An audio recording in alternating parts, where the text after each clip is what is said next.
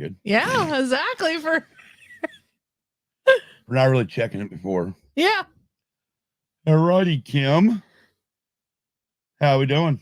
We're doing good. It's not a week. It is. It's not a race. It is. Unfortunately, it was only one race.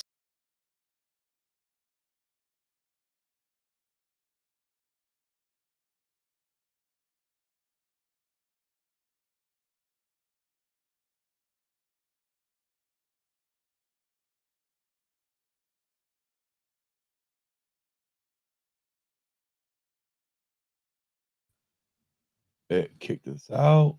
We're back. That is weird. That is very weird.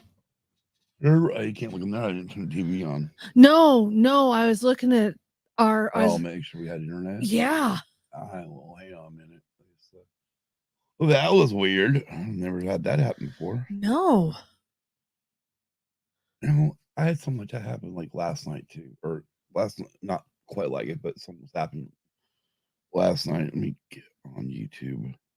Okay. Real quick, I just want to see what the hell we got going on. Of course, I'm under current. Well, if you'll give me my phone, I can tell you. Morning, Luna girl. Morning, Luna girl. Yeah, wow, that was weird. We just got kicked out. Said something went wrong. And then we re-entered the studio, and now we're back. It was weird. Weird. Very weird. Welcome to technology. Exactly. Anyways. So, Kim, how you been? I've been good. Well, I can't say how was Easter because you didn't have Easter. No, I was working. So, yes, it was very weird. Yeah, it was like crazy. Like all of a sudden, like something went wrong. We jump back in, like pictures. We're not even on screen. Like, okay, well, that's weird. Yeah. But anyways, we're here. We're ready. We are. Somewhat, yeah. Somewhat ready. Yeah. Alrighty. So, other than working Easter Sunday, Kim. Yes. How has your week been? Good. I mean, everybody they see me 3 or 4 times a week now because I know we got crap coming in all the time. So I know. They don't get to see you as much. So I know. I've been good. You've been good. Yeah. Just been good. Yeah. Sitting here wearing your nice little new your green jacket here. Yes. I swear to God, if that was just like a single L, I would die laughing. It says love with a heart that sparkles. You can catch the sparkles on it. Look at that. Yeah. Yeah. But if it was just a single L, I would die laughing right now. Okay. Really? I'm not clicking. It's not, the puzzle pieces aren't clicking together. Laverne and Shirley? Oh yeah. I mean, come on. My girl says very pretty, Kim. Thank you. Yeah, she got it from a friend of ours who's actually lost a lot of weight. She has. And so like she tells Kim she's gonna send her some stuff, and I'm thinking, okay, now what? All of a sudden our other friends call, hey, we got some clothes for Kim. So and so says, okay, we're gonna bring him over. Okay. They bring him over and it's this like 55-gallon trash bag full of clothes. I'm like, oh my gosh. Yes.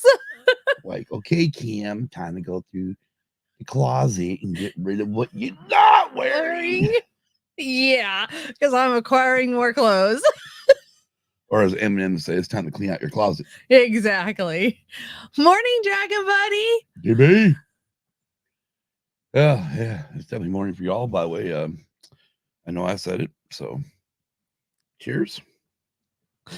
Yep. That's all that's left. I powered off that freaking fireball a few weeks ago. Anyways, let's get into this. Easter Sunday race. Okay, let's get into it. What the hell was that?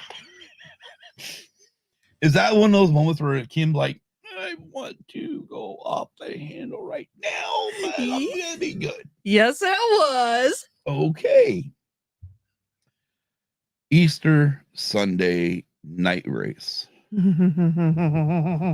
started 4 p.m. our time, or 4:50. Supposed to start 4:15 our time, Yeah. which would be 7:15 Eastern. Yes. And well, they decided we're not going to start right away because it's raining. Which, okay, I get it. I understand. We're going to wait for them to dry the track, right? Right. And then all of a sudden, while they're interviewing Denny Hamlin, Fox is, yeah, back in the garage area. Yeah. They come up to Danny, get one question to Danny, and also someone else comes up and says, "Hey, you gotta get to your car. You got 5 minutes. We're going," because NASCAR has now decided we're gonna run the wet weather tires on an oval. Yeah. Okay. Not a good idea. Well, no. Wait a minute. So we're gonna throw on wet weather tires. One, for some of us old people who've been watching NASCAR, we have never had wet weather tires. No. But usually we save them for road courses only. Yeah. And even then, they don't really run them properly. No.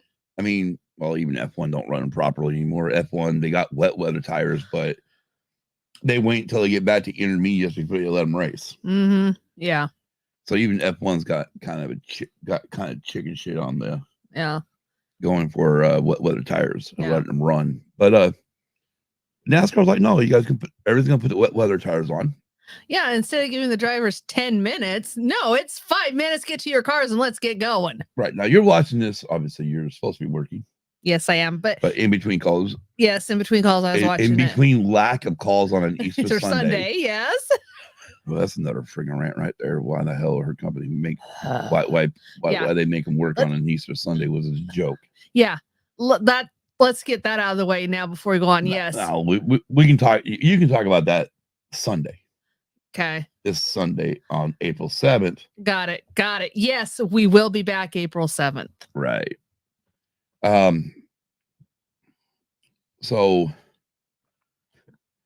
they get the guys out there, they come around, do all their normal stuff, down pit road, check the speeds, which Can I go ahead. Can I bitch about this?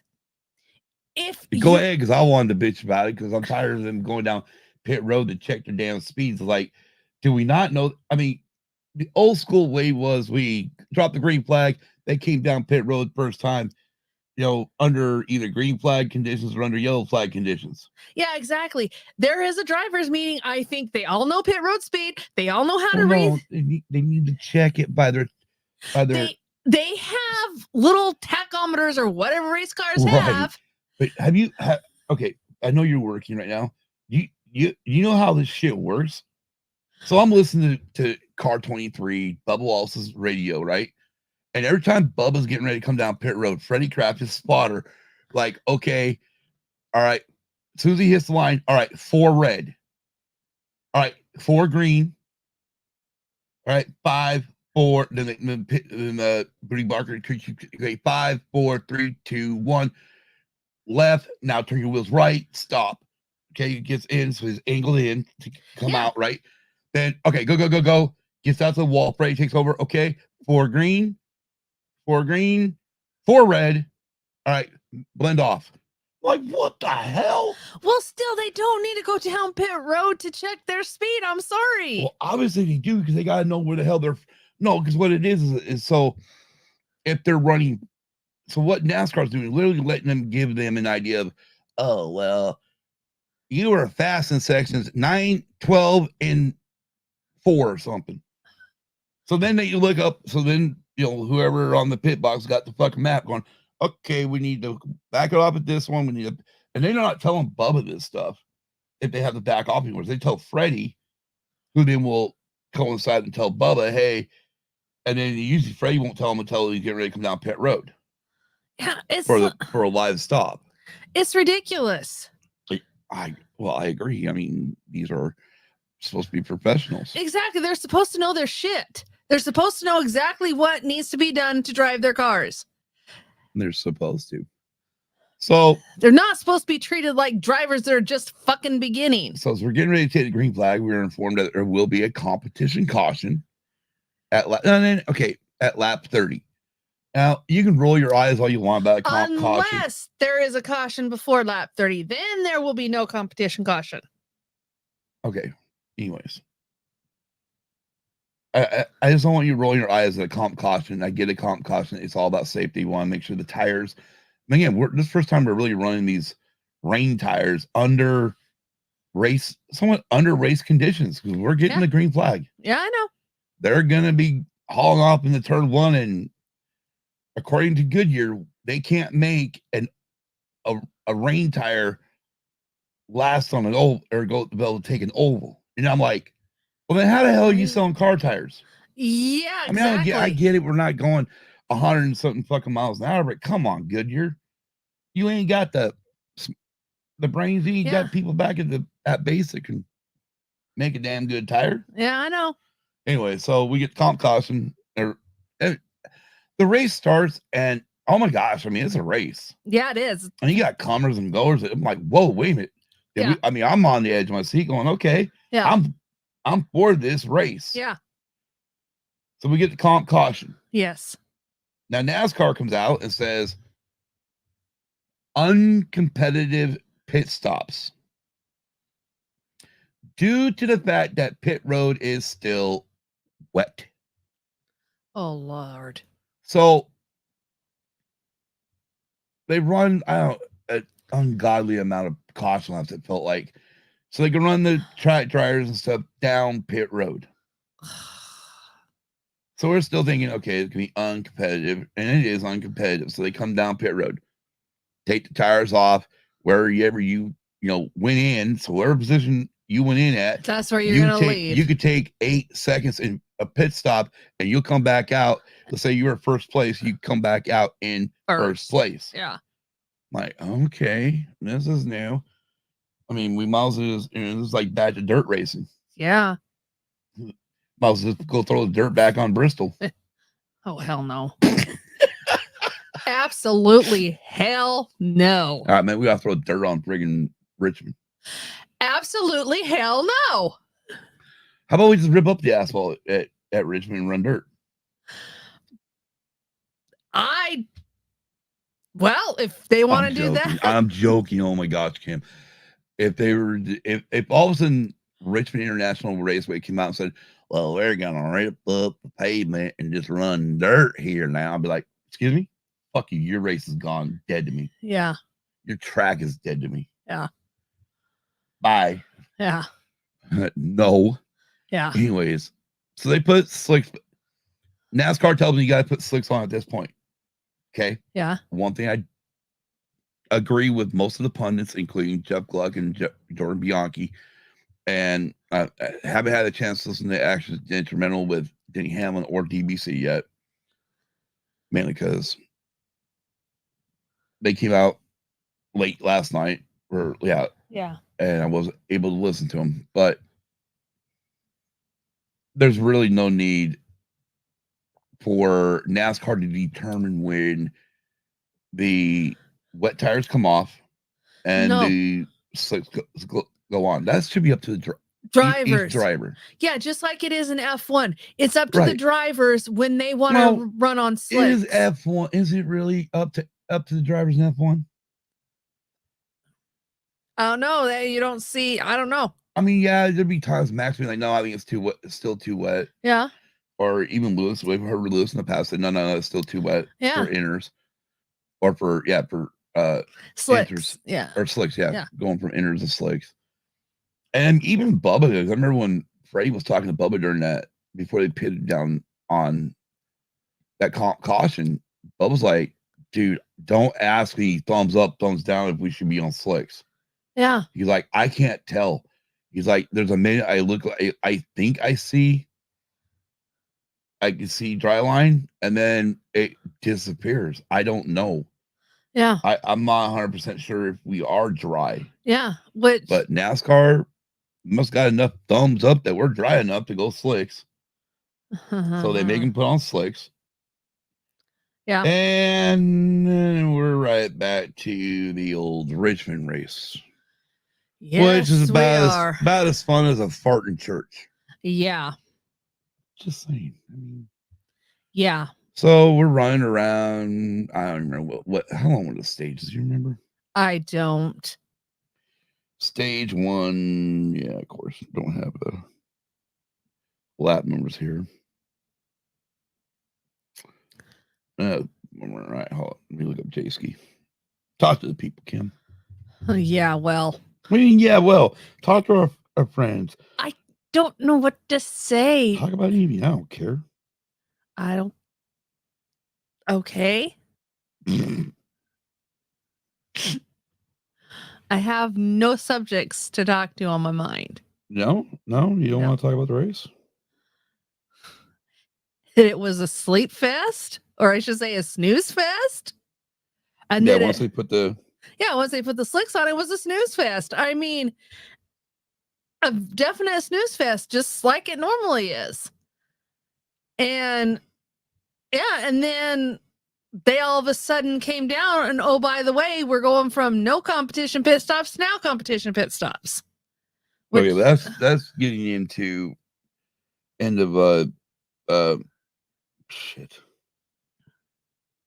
There we go, Richmond race page. Thank you. But it's like, I mean, it was hard for me to sit there and watch it because there was absolutely no passing, absolutely.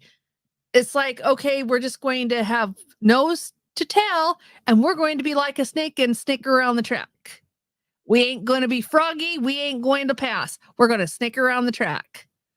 They should do Richmond covered in dirt in the rain. No. If they want a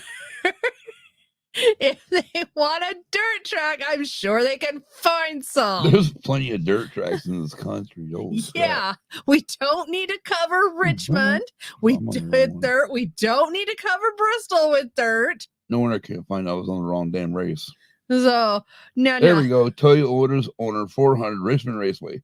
So lap 70 was first comp caution. Next comp caution or comp fucking stage ended at lap 70, and then second stage ends at lap 230. Yeah, the one thing I hated was when they started putting dirt on Bristol, because these cars are not made to run on dirt, let alone the next gen cars they're now running are, yeah, let's just put it this way. You can tell that everybody has the same car. So here we go. Here, competition caution was thrown at lap 32, and it ended lap 48. And according to this, we had also a red flag. And did we have a red flag? Yeah. Oh, that's right. They did a rolling red flag. Yeah. A rolling red flag. What the fuck? Yeah. That's right. I forgot there was a rolling red flag in there. Oh my gosh. Which, yeah, that was different because usually when it's a red flag, everybody parks actually where they're at. So we have a parking lot on one part of the racetrack. All right, here we go. Lap 65. That's what I was really looking for. Because we're going to finish the stage at lap 70. Stage 1 is going to end at lap 70, right? Yes. Lap 65, Daniel Suarez, driver of the 99 car, spins out. I don't remember him having help, do you? No, I don't think he does. And he spins out into turn 1, sliding in the car. I'm like, in 1 minute, it looked like he was going to save it, thought he was going to power up, and eventually he comes down. As soon as he comes down in front of traffic, of course, NASCAR's going to throw the caution. Yeah. You know, because I mean, there's cars right there, and he looks like he might hit the inside wall, which he barely taps it. But 16 competition caution laps, so no competition. Not, yeah, exactly. Makes sense. yeah. So I understand that caution. However, this is lap 65. That caution comes out, and we ride around under caution. Yeah. Until the stage break at lap 70. Yeah. Because we're gonna continue trying to drive pit road. Again, NASCAR's come out. I mean, I hear Freddie tell not only do I hear Kevin Harvick and Mike Joy and the Fox crew talk about it, NASCAR's already said no non-competitive pit stops again. I'm like, oh God, we're just gonna go non-competitive the rest of the night, I guess. Yeah. And then, and again, Freddie's telling Bubba the same thing. Then all of a sudden, out of nowhere, I hear Freddie go, Booty copy, and that's Booty Barker, Bubba's crew chief. He's like, yeah, what's up? He goes like, I'm hearing from the NASCAR official up here, it's going to be competitive pit stop. Like, whoa, what the hell? All right, well, we're going to go live. Sure enough, Fox comes back from commercial break. Sure enough, we're going to have competitive pit stops, which is the way it should be. Yes. We're running a damn race here. We're not running a damn charity event. Yeah, exactly. So they get done with that. Anyways, when we finished the stage, stage 1 winner was Kyle Larson. Yep. Bubba was second. Yep. Alex Bowman was third. Martin Truex Jr. was fourth, and Joey Logano was fifth. Todd Gilliland was sixth. Chase Elliott seventh. Ross Chastain eighth. Josh Berry ninth. Ryan Preece MP10, because in stages, at end stage we only get points to the top 10. Yes. I.e. F1. Yeah, exactly. So at this point, green flag comes back out on lap 79. So lap 80, we go back to green. We've already ran 10 laps into the next stage. Yeah, we have. So again, we get... I remember that. Stage 2. Oh, Lord. And like I said earlier, once we went back to slick tires, it was about as gray as a fart in church. Yeah. Boring. It was very boring. Yeah. I mean, hell, sometimes a fart in church is even better than church. Yeah. Exactly. But... So, yeah. So then, again... I mean, if you've ever been to church, and it don't matter what day of the week, and you're severely friggin' tired, and you just feel like people are rambling on you, just like... Yeah. Oh, yeah. If it wouldn't have been for weather that night, yeah, Sunday night, early rain wasn't a big deal. It was like light to medium rain. But then we got a couple moments where it got really, really heavy, like a monsoonal style heavy. Yeah. That it was like, oh shit. And if it wasn't for that, I would have fell asleep. Yeah, I know. And if I wasn't at work, I would have fell asleep. So yeah, there we go. Let's see here. Our next caution should be about the middle of stage about 2. 171. Okay, so yeah, we're in the middle of stage 2. We've literally got a strategy race going on, which I don't mind a strategy race. I don't either. You got drivers like Truex Jr. and a few of them who stopped early in the stage. Yep. Right when the pit window opened up. Yeah. They stopped, got fuel and tires, and boy, well, they're ripping up the track. Yes, they were. They were hauling some balls because newer tires haul ass. Oh, yeah. Okay, this is gonna be interesting. Well, you got guys like Bubba Wallace, Kyle Larson, and a few others staying out on old tires. They stayed out until their fuel was empty. They're pretty much gonna make the stage a one-stop stage. Yes, they were. So they pit. Larson's kind of, of course, now Larson's coming up to the field. Bubba's slowly making his way through the field, but he kind of got cut off a few times from some of the back markers. And then that's another gripe I'm gonna. Kyle Busch knocks down the wall. Oh, wait a minute. No, he barely hit. He love tapped the first turn wall. And as soon as he was up against the fence, NASCAR's like, oh, caution, caution, caution. And by the time they threw the goddamn caution, he had already had the car under control, already had re-entered the race. And those cars are not damaged prone like the other ones were. What I loved about it was the fact when they showed the replay, I'm waiting to see, because obviously, Fox automatic goes straight. Kyle, he's already going straight. I'm thinking, I'm looking at the car. And of course, you don't see the left side. So you don't know how much, or right side. You don't know how much damage is there. And I'm looking at the car going, well, it doesn't look that bad. And then they go back to the replay, and he literally just goes up the hill. And here, you can use my hand. No. Okay. There. He comes up the hill. Yeah. Just barely taps it. Like this Yeah. little. Yeah. Like he didn't even hit that friggin' hard. I mean, I was waiting for him to. I'm like, okay, so he must. I mean, like, I know these cars can take a big fucking hit. Yeah, they can. But I'm waiting to see this big hit, and it's like it was like a love tap. And they threw a caution. I mean, it was like a love tap at the Love Shack. Yeah, and they threw a caution, which was a late caution because he had already regrouped with a goddamn race.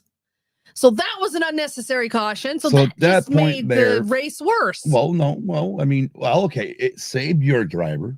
Yeah, it saved my driver. Because, again, Truex and all the guys that pitted earlier were going to have to pit again.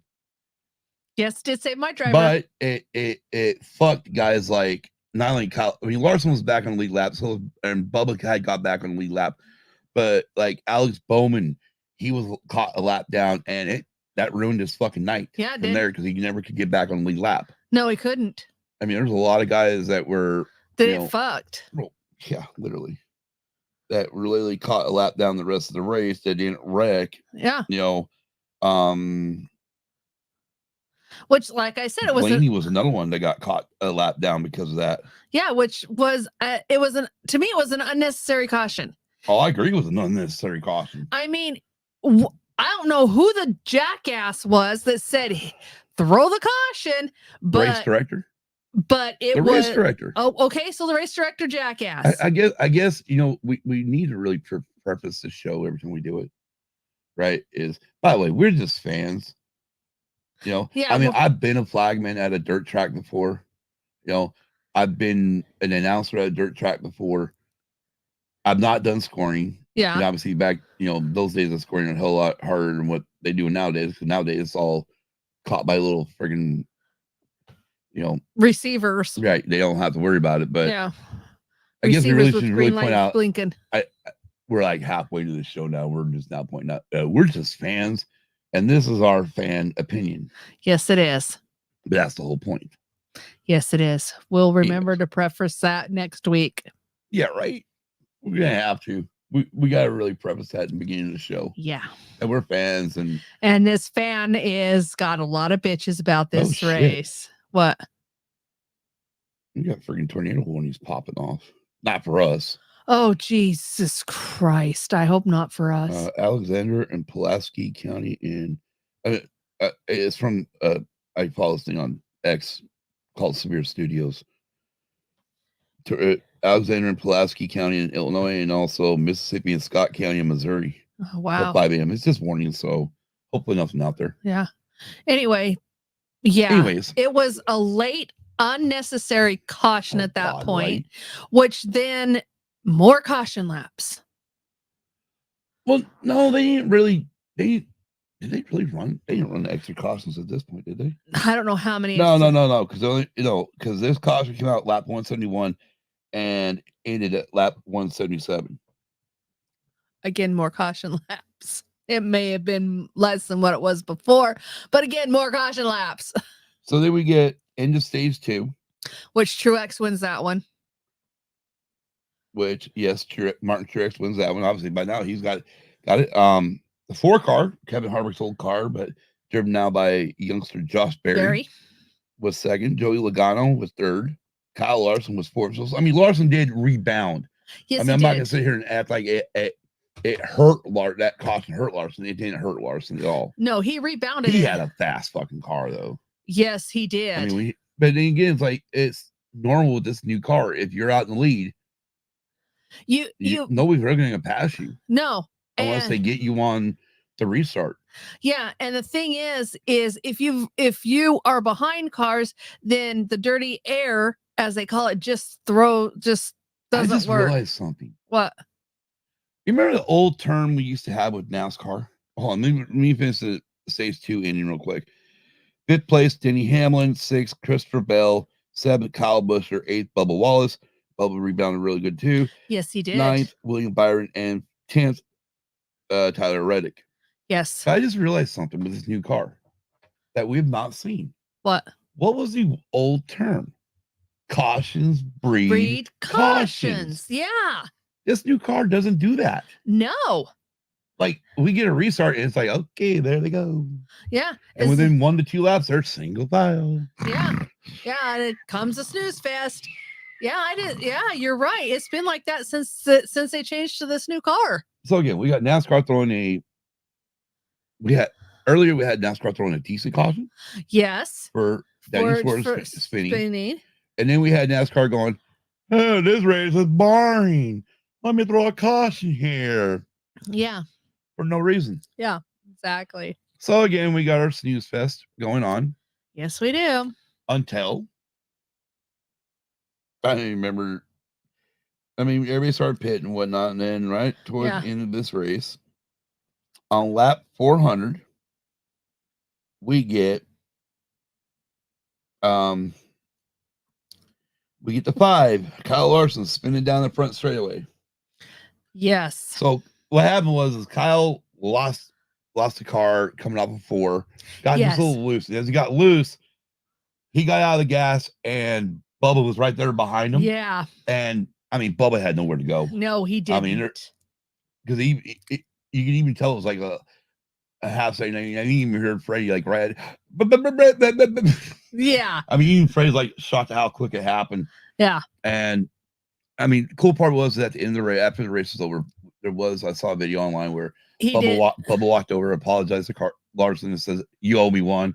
And I know Kyle, because even during Kyle's interviews at the end of the race, he's like, "Nah, man, I got loose. He got into me. It happened." But Bubba, being the race driver he is, I think he's the one that caused the spin, and so he went over to apologize. Rewind a couple years ago, Vegas, where Bubba lost his shit and wanted to beat the crap out of Larson. Yeah. So I think, and I mean, like, the funny part is they're all BFFs. I mean, Bubba, Larson, Blaney. Chase Elliott, they're all BFFs. Yes, and Chase Elliott actually had a pretty good night.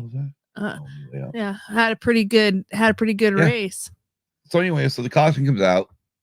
So we're gonna go to NASCAR overtime. Yay! No, I do not like NASCAR overtime, because when it's NASCAR overtime, normally it's 4 or 5 overtimes. So we come. Well, yeah, normally the old cart would have been 4 or 5 overtimes. Anyway, so because we will always finish on the green unless something happens on the last lap after the white flag has come out. Yeah. After the leader has taken the white flag. Yes. And believe me, NASCAR will go back and look at video evidence to make sure that they actually crossed the damn start finish line under the white flag before they allowed the race to end. At least they go back and watch that. I'm sorry. Once the white flag's in the goddamn air, I don't care if it's that close to the start finish line. God damn it, this fucking race is over. Well, yeah, I know.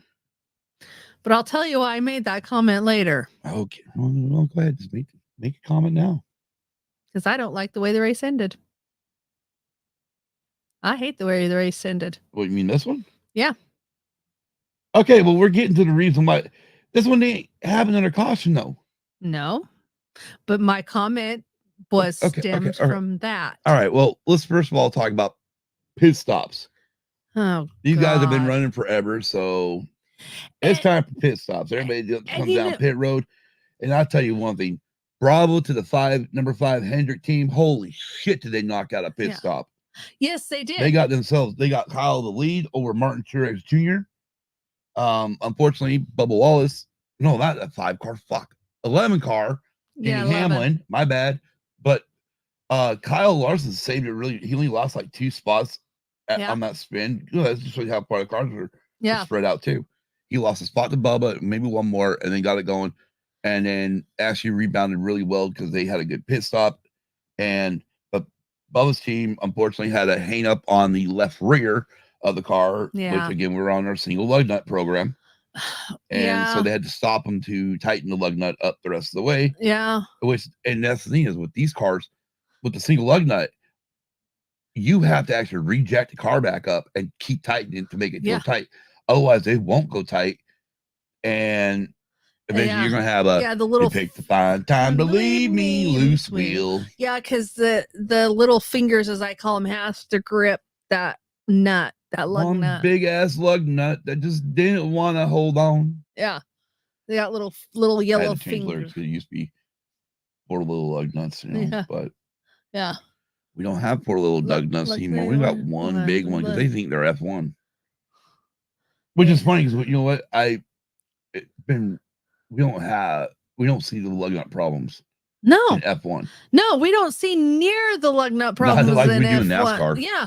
It's like, okay, I understand that. I'm sure the pit crews have pit crew practice, but They do. you've been on this car how many years and you still haven't got that under control? I know, right? Anyways, so Hamlin's got the lead. Mm-hmm. We're coming to the end of the race. We're coming to the green on a green-white checker. So in other words, we gotta go green. Yes. Come around, grab the white flag. If the leader grabs the white flag, goes underneath the flag stand, grabs the white flag, next flag finishes the race. Be it caution or checker. Right. Be a yellow or checker. Mm-hmm. All right. So what happens? Mm-hmm. We get to the close to the restart zone, and Denny Hamlin goes. Now, your question, Kim. I'm sure this is where you're pissed off. Yes, this is where I'm pissed off. Well, actually, before that, so Martin goes and he catches up back into turn one. Danny Hamlin uses him up, shoves him up the racetrack a little higher. I mean, again, we're going for the race win now. This is no longer Mr. Nice Guy. I mean, one thing about Martin Truex, and I've said this for years, and I've said this to you for years. The one downfall about Martin Truex Jr. is that he is Mr. Nice Guy on the damn track. He really just needs to let that shit go and become no more Mr. Nice Guy. Yeah. But he gets run up the race up the track. Denny eventually gets the full lead. Denny goes around and grabs a white flag. Martin is still falling back because who was it? Logano got beside him because of what Denny did to him. Got past him. And then all of a sudden, I'm under the white flag, coming around the white flag. I'm down the back straightaway. Martin's now racing with Larson. He just decides to fucking body slam Larson. Yeah. Which they went back and they showed the fucking replay. Yeah. Replay of that, of anything going on with him and Larson. And there was nothing. I mean, Martin just went boom. Yeah. Tried to knock him out of the fucking way. Like, whoa, what the hell? Yeah. Okay, I get you're frustrated, bro, but holy shit, that's the wrong car to be doing it on. Yeah, and then later they showed a video where he actually rear-ended. Hold on, before we're there, because then him and Larson are fighting it all the way to the start finish line. And again, during post-race interviews, Larson said, well, I mean, when we got into 4, I decided to use him up. Yeah. But, I mean, they were body slamming all the way to the freaking start finish line to where they even put each other into the wall after the start finish line. I expect penalties later today. And then after the race, Martin drops it in gear, hauls ass up to the 11 car, who's won the race, by the way. Yeah. And is, at first, everybody's like, oh, look, he's congratulating his teammate. No. Those are not his. I mean, that was. Yeah. I mean, it was constant hitting him in the ass end. Yeah, he was pissed. And so we have Denny's little interview on the front straightaway, and then we cut to Martin in pit road, who no longer looks pissed off. I know. And one doesn't apologize for body slamming. And again, Jamie Little, I don't know why she didn't ask him, like, what was up with you and Larson? All he kept saying was, Denny jumped the start. Which it looked like on Hold on. Hold it. Let me just take care of your mic right now. All right. Hold on. You can unmute me. God, Lord almighty. He said Denny jumped the start and that his teammate used him up. Okay, I get that. But what the fuck, bro? I get you're pissed off at Hamlin, but you don't need to go. I mean, it was funny when they interviewed Kyle Larson. Larson's like, yeah, I guess he was. And my take is he was pissed off at Denny and he took it out on me. Yeah. But I mean, Larson did say one thing. Kyle Larson said one thing. Martin Truex is a good dude. I don't think me and him have a problem with each other. I don't have a problem with him. He goes, I understand it. I've been there myself. I understand it completely. I mean, again, Larson's a fucking racer. Yeah, he He's is. been around for a long time. You know, I mean, Yeah. oh, he's a young kid, but he races a lot. He races a lot. Yeah. in Anyways, different okay, series. Kimberly, here we go. Scott will shut up and take some drinks here of Fireball. Let's let Kim have at it about her driver getting used up by his teammate at Joe Gibbs Racing, Denny Hamlin. And does Kim think Denny jumped the restart? After the replay Fox showed, yes, because there's a certain restart zone and a restart line, and I don't think he was there before he jumped ahead of him. And that's why I don't like how the race ended. Because to me, it looks like Denny jumped the restart.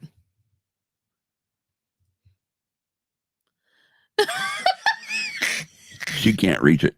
No, I can't. She's too short. Yeah.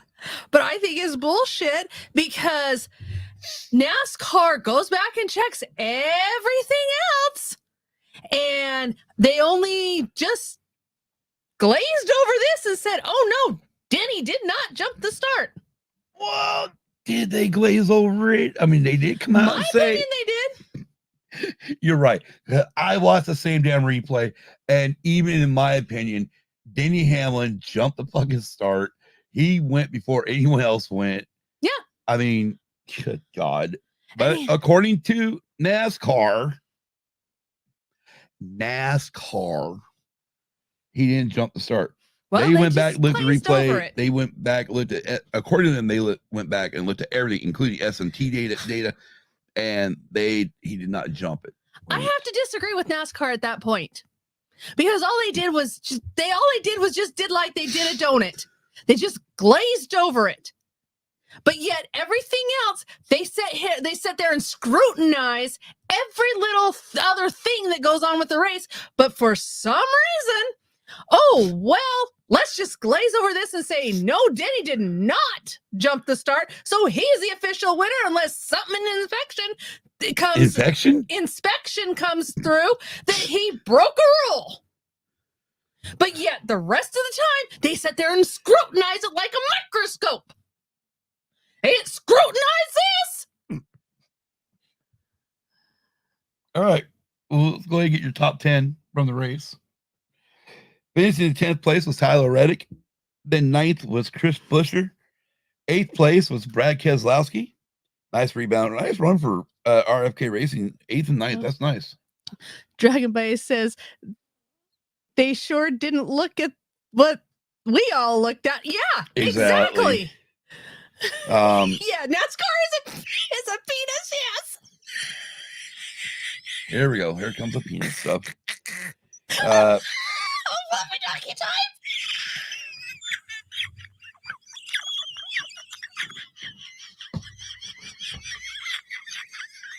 Yeah, I love how 1 minute we go from her being pissed off at the world. Then all you do is say one word and do a couple of comments sometimes, and all of a sudden she's out laughing. Got the engine running. Hello, you Baldo. Morning, you Baldo. Anyway, 7th place was William Byron, which was good for him. Yeah, good rebound for him. 6th place, Christopher Bell. 5th place, the supposedly fan favorite, most popular driver in NASCAR since Dale Jr. retired, Chase Elliott. Which, just a little bit on that. I know he's a fan favorite. He's not my favorite, but it was nice to see. He's not my favorite, goddammit. I don't know why they say he's a fan favorite. He ain't my motherfucking favorite. No, he's not. But it was nice to finally see him get a decent finish in a race. It really was. In 4th place, we have Martin Truex Jr. Yeah, due to NASCAR not scrutinizing the replay. And if we had podiums in NASCAR, your top 3 would be 3rd place, Kyle Larson. 2nd place, Joey Logano. And 1st place, Denny Hamlin. Yeah, well, that's questionable. All right, well, and it was a good finish for Josh Berry too, because I think he finished 11th. Oh gosh, I only did the top 10, Kim. Wow, she actually remembered that. I just looked it up and like there, Josh Berry 11th, which is good for that racing team. But all right, well here, let's go. 12th place, his teammate Noah Gragson. which was a good finish for. I mean, that's great. That's a great run for Stuart Haas Racing for once. Yeah. At least they got that part of fucking Stuart Haas Racing. Looks like he's back. Yeah, they sure don't know. Never mind, Kimberly. That's a whole different ball of wax. We'll discuss 13th that. because of the pit road, or because of. I mean, it was funny because when Bubba went and talked to Larson, he's like, "Well, Karma is a bitch because it got me." Yeah, because he had that. Like I said, he had that hang up. He ended up finishing 13th when he should have a top 10 finish. Yeah. 14th was Eric Jones, and 15th was Ross Chastain. You want to know anybody else while I'm here? No. All right. No. All right, Kim. Here we go. Now let's get to the real crux, the real answer, the real question of the weekend. Yes. Should NASCAR run on Easter Sunday? Hell no.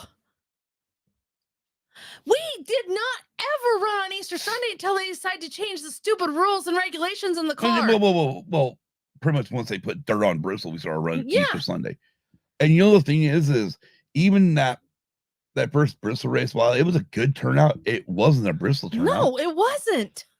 And I'm sorry, when I saw this race here and I saw the fans in the stands, I went, there was more. How are we still racing on Easter Sunday? Yeah, there was more empty seats at the racetrack than there was full seats. Now, okay, Jordan Bianchi said, well, Major League Baseball does it. You know, March Madness, obviously, you know, basketball tournaments in full swing right now where, you know, just got to the Final Four teams over the weekend, right? Okay, I mean, NBA is probably still playing. Yeah, NBA is still playing, so is hockey. Okay, but guess what? They're used to doing this. And then, of course, he brought up, well, you got the NFL running on Christmas Day. It's like, right, Jordan, but the thing is, the NFL used to never run Christmas Day. It used to be a freaking bowl game for college teams. Yeah, it was. It so was. I don't even want to hear about the NFL. The NFL decided, oh, hey, look, we're getting this. Look at college football getting this money on Christmas Day. Let's try to do it ourselves. You know they're going to host a football game this year on 2 NFL games on Christmas Day, which is a fucking Wednesday, I think, this year. Oh my God. It's like, well, that sucks for fantasy players. What? I just like what Dragon Buddy said. That one? Easter race was odd. They should have the pit crews looking for eggs during pit stops. There we go. All right. Whoever finds the first 15 eggs, you get to pit first. Exactly. There we go. Before they have to run around the car, they can go find 15 eggs, then come back to the car and then friggin' do the pit stop. As long as it's for everybody, sure. Well, that's okay. Because of the fact that full four tire stop. And there are 6 eggs hidden in the engine compartment of each car. Yeah. Well, let's see. If you started them eggs off raw, by the time they got to the first pit stop, they may be cooked. Yeah, they may. How do those cars get? Yeah. All eggs something. Oh, there you go. Yeah. All eggs colored in team colors and sponsors. Right on. Exactly. Exactly. Exactly, Ubaldo. Hard to associate rabbits with racing roadkill comes to mind. All righty, to build a pit, you've got to run over 15 rabbits. Let them loose on the track. Oh, there we go. No, let's red flag. No, we get to the end of the stage, right? Or before the pit stops, right? Red flag the fucking race. Get all the drivers out of the fucking cars. Okay? Then we're going to release, 40 cars, right? Yeah.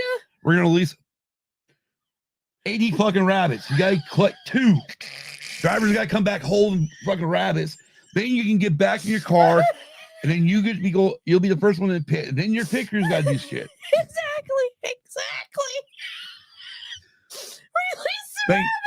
Thank God no NASCAR ain't listening to us. Oh God, it all went wrong. Oh Lord. Sorry, I can see it up there. No, you're fine because this is hilarious. I mean, it's better than what Jordan Bianchi had. Oh, I know. Did you hear what he wanted to do? No. Oh shit. He literally during the teardown, literally telling Jeff Gluck, NASCAR needs to add sprinklers to the track so we can just keep watering the track to run the fucking wet tires during the race. Oh God. And it's like, no. No. I mean, at that point, there we might just. I mean, hell, it's like some of the. Oh, I'm gonna go up on a tangent here in a minute about the NFL with all the new fucking rules and shit. I mean, we're to the point, and I know we're just supposed to be racing, but I'm gonna switch gears to the NFL real quick. I mean, the way we're going right now, the NFL, we might as well just fucking put flags on them, and it's called flag football because they're killing this. They're killing the sport. Yeah, they are. They're definitely killing this sport. I mean, I don't know how much longer I'll be watching. National Football League. At this point, they can't do below the knee tackles. No, they can't do hip drop tackles. Which again, I want to see somebody actually show me where anybody's teaching a hip drop tackle because I played Pop Warner all the way up through my high school career and never was taught any hip drop tackle. I've heard NFL players over the last multiple weeks talk about there is no such thing as a hip drop tackle. No. They've never been taught that. It's just, when you're tackling somebody, if you're like, the size, let's say, your late sister, 90 fucking pounds, or say, okay, guy, 150 pounds, and you're taking on a back who's 250. Yeah. Fuck, you're going to do everything you can to get that motherfucker down. Well, yeah. So, I mean, the way I look at it is, fuck it. You know what? They don't like it, then I guess at this point here, every DB there we go. I'm renaming the defensive back position to the Dragon Buddy position. Safety, linebackers are pretty fucking big, but pretty much all your DBs, all your defensive backs, they just need to fucking take these motherfuckers right at the fucking knees. Yeah. You're gonna get somebody down, you gotta take them out at the knees. Yeah. And then they'll be like, oh God, now we gotta stop tackling around the kneecaps. Yeah. Anyways, all right, that was my tangent. I mean, I really don't have much of a tangent in this NASCAR race, besides the fact that the crowd, the amount of people at that race was a fucking joke. Just like NASCAR was a fucking joke when they just glazed over the. My question to you, Kim, here's something to think about. Fontana lost both its races, obviously, because Fontana went away. Yeah. At one point, Atlanta and Darlington lost both of their races. Yeah. They've got it back. Pocono has lost one of their races. Yeah. Okay. Are we going to see where Richmond now only has one fucking race a year? Yeah. I mean, based on the attendance. Yeah, based on the attendance. NASCAR's not going to go, well, it's because of... NASCAR's not going to say, well, we need to run it on Easter because Fox is like, oh, we need to run Easter prime time. Right. 7 p.m. Eastern time. I get it, it's Easter weekend, but again, who the fuck on the East Coast can actually go to a goddamn race at 7 p.m. At 7 p.m. knowing they have to work the next roughly day. 4 hours later, so 11 p.m. that night. Yeah. And if you gotta be, and I know DB's got Dragon Ball's gotta be in, early in the morning. If you gotta be in work 5 to 6 in the morning, you ain't gonna go to a fucking race. No, you're not. Let alone if you live anywhere else, like around, anywhere else up and down the Eastern Seaboard, you're not gonna do it. What? This one? All the DBs, there can only be one. That is true. I'm a Highlander, the imposters. You know what he's talking about, don't you? Yeah, I do. You watch Highlander. I have never watched it. I know exactly what he's talking about. Anyways. Yeah, if it continues to go the way it is, Richmond's going to lose one of their races. Yeah. If not both of them. I don't think they'll lose both. At least one. Well, I can't say that because Wilkesboro, we lost both races. Yeah. Rockingham lost both of his races. Yeah. And now both of those tracks are under repair right now Well, because yeah. they want to Oh my gosh. reopen them. Speaking of, oh my gosh. Speaking of news, Wilkesboro, they end up having a fucking sinkhole under the grandstands, Yeah, and they think they found the lost moonshine Giant steel that still. was Yep. bragged about being under the. North Wilkesboro. Yep. I fucking love it. I I do love too. it. I do too. Like, yeah, moonshine, motherfuckers. Yeah, exactly. Yeah, that's what I mean. And I'm sure NASCAR just right now going, oh fuck, we're trying to get away from moonshine, man. We don't want no. This isn't us. Yeah. No, it is, motherfuckers. That's the reason why you got NASCAR is because of moonshine. Yeah, because of the moonshiners. Oh, other than that, Kim. Okay, so Kim, I'm gonna look it up. Before I look it up, I'm gonna sit there and good race poll. Jeff Gluck every week does a good race poll. No, to me, it was not a good race. Okay, so what percentage would you say the poll is at based on Twix? Based on Twix, yeah. I say 30%. You think 30% are gonna say it was a good race? Yeah. I would agree with you on that. I would actually probably go lower. Okay. I would say probably 25%. Yeah. Now, mind you, the lowest Richmond race was over like 44%. Yeah. Okay, so I'm gonna scroll down here on Twix. Scroll up one way or another. And right now, with 2 hours and 26 minutes left to go in the voting, was Richmond a good race? 51% say yes. What the hell the race are they looking at? They watched the first 30 fucking laps, fell asleep, woke up towards the end and said, oh, damn, best fucking race of the year. Yeah, apparently, because to me, it was not a good race. No. It was not a good race at hell all. No. Oh, God. I mean, like I said, if it would have been raining, if I didn't have to worry about weather that night, I would have been asleep. I mean, you knew I was a lap 246. Well, I was ready to fucking, because I was DVRing it. I was ready to shut it off to go take a nap so we could do the race review yesterday morning. Yeah. Baldo says what? 51%? Yep. Yeah. Which so far. There's still 2 hours left to go, so it could change. You know, but I mean, you have to be a lot more votes come in to get it changed now. You want my opinion? Sure. We like your opinion, Kim. Half of that 51% is probably brand new fucking NASCAR fans that love nose to tail racing. Yes, well, that's the race for me. Nose to tail.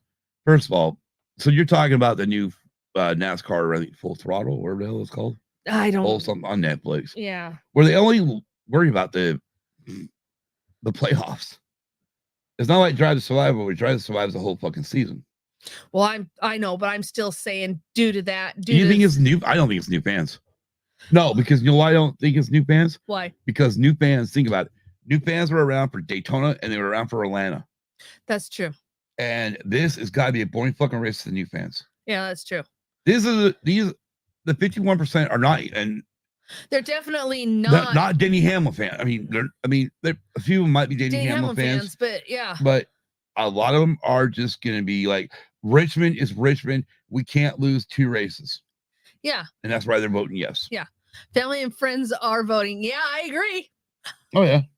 The correct answer was no. No, it was not. It was one lane traffic jam. Exactly. Right? Exactly. Which is ironic when, I mean, think about it, because I've seen videos of like leaving Martinsville after a race where the drivers leave, driving themselves, and it's a 2-lane traffic jam. But hey, at least it's 2 lanes. Yeah. Leaving the racetrack. Yeah. Speaking of which, we got Martinsville coming up. Yes, next week. We this weekend. do. Yes, we do. And we also have the Japanese Grand Prix coming up too. Suzuka. Yep. Well, hopefully Max blows up again. I'm not going to argue with you there. I don't care if he doesn't blow up, but God, I hope somebody else wins and he doesn't walk off with the race. I mean, it's pretty sad where I'm like, okay, we just take out one common denominator, Max Verstappen, and we got a good season. I mean, I'm not arguing with you. Trust me. And Max is my driver. I'm not arguing with you. which is about what I'm heading out to deal with. Wait, it's raining and 1-lane roads ahead for me. I'm in NASCAR today. Well, DB, you be safe, my brother, man. Yes. Holy crap. Be safe out there. Yes. Oh, yeah. Yeah. I was obviously, if everybody remembers from the, well, I'm taking out FedEx. There you go. Go. If y'all remember, last night I did an unboxing show. And by the end of it, I'm like, okay, I've got to go to bed. I've got to get to sleep because I've got to get a nap in. Because again, I got up like 5:30 yesterday morning. Yes, you did. I'm on this 5:30 plan all of a sudden. Yes, you are. Luckily tonight, I won't be on the 5:30 plan. No. Or this morning. But and I knew I had to take a nap. So I'm like, oh my God, I gotta go. I've got to take a nap. And I fall asleep. All of a sudden, out of nowhere, I get this, Scott, wake up, Scott. I'm like, what? I'm thinking, goddamn, my alarm didn't go off. I must have set my fucking alarm wrong, right? It's pouring down rain. And I can hear it pouring. I'm like, holy shit. Where'd this fucking come from? Yeah. So I go look at the fucking radar. And literally this fucking rogue fucking thunderstorm just goes. Hits like certain mountain ranges splits. And half of it hits human, the other half hits the other side of human. Like, what the fuck? Yeah. But luckily, it was a quick storm. Yeah. I mean, hell, it was so quick that I didn't even hear it. She had to wake me up to let me know about it. Yeah. But yeah. Which is about what I'm heading. Oh, yeah. We already did that one. My bad. Yeah, taking out FedEx. All right, don't mind me. I'm getting tired, obviously. Yeah. I mean, I did take a nap, but, anyways, no, Richmond wasn't a good race too. I want to see Richmond lose a race. Hell no. Again, it's a legacy track. Well, yeah. I have a certain spot in my heart for legacy tracks. I'm not saying Daytona, Talladega, Darlington, Pocono. I mean, there's fans out there like, oh, what the hell you mentioned the Pocono for? Because it's a fucking legacy track. It's been around long enough that it is a legacy track, in my opinion. Yeah, and I love the Turkey Triangle. It is one of the fucking craziest fucking races in the world. It is. Because it has got 3 fucking I love it that they've now embraced, especially the last 20 years, what turn 4. Yeah, exactly. I love that. And again, we ever make it to PA, I'm not joking. We're making it out there for a Pocono race weekend because no kidding. I want to go to the Poconos. Hell yeah. I'm sorry. Hell yeah. I mean, I brag on the show. I say on the show constantly, regardless if we're doing this show or even the regular show. I want to go to Bristol. Bristol is that's the track I want to go to. Yeah. I've always loved Bristol because it's a little half mile.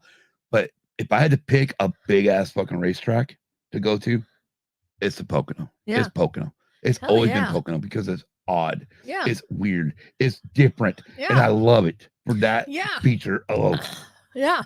Yeah. And the fact you got 3 We'll meet you there. Right on, brother. We're down. We are down. Do it. We'll meet you there. Right on. Yeah. Well, talking about it and doing it are 2 different fucking things. Yes. Because a lot of it takes murder. But no, I mean, it's funny because like most fans you talk to, you ask them where, especially beginning fans, where do you want to go? They always say Daytona. I'm like, no, Pocono. I mean, for me, like I said, Bristol's always been my number 1. Yeah, well, Bristol and Pocono both. It's funny, like I don't go back and watch this thing called a YouTube channel called NASCAR Classics. Yeah. And they've got races. They got a lot of complete races from the late 70s, partial 80s, more 90s got complete races. But going back in the 80s and watching like Bristol, when there was like barely one side of a grandstand. Oh, yeah. Kim's looking at us going, that's Bristol? I'm like, yeah, that's Bristol. I'm partial to Pocono. No, I agree with you, Kelly. I mean, gosh, again, Pocono's always been that track for me. Pocono's been that friggin' that tricky. I mean, again, its nickname is the Tricky Triangle. I love it because all 3 corners are different. Yeah, they are. I love when they used to talk to drivers during practice, like, well, how's your car handling? Well, I'm good in 1 and good in 3, but can't get 2 figured out. Or I'm good in 2 and 1 and 3 suck. Yeah. Like you can't set a car up to work all 3 corners. No. And I love it. You know who needs a race there? What? IndyCar. Oh, that would be interesting. They won't though because No. they're afraid of fucking the speeds. Yeah. They're afraid of speed. Yeah. I think they used. All right, DB, correct me if I'm wrong. Did IndyCar used to race at the Pocono? I don't know. I want to think they did. Little girl says we'll rent an RV for the weekend. Oh, we're glamping. Yeah. Nah, man, you gotta go tent. No, fuck my fat ass ain't getting off the goddamn ground. Shit, I get down once, I won't be getting up the rest of the weekend. Yeah, exactly. Jeff Gordon was always beautiful with, or was always, yeah, it was always beautiful with Pocono.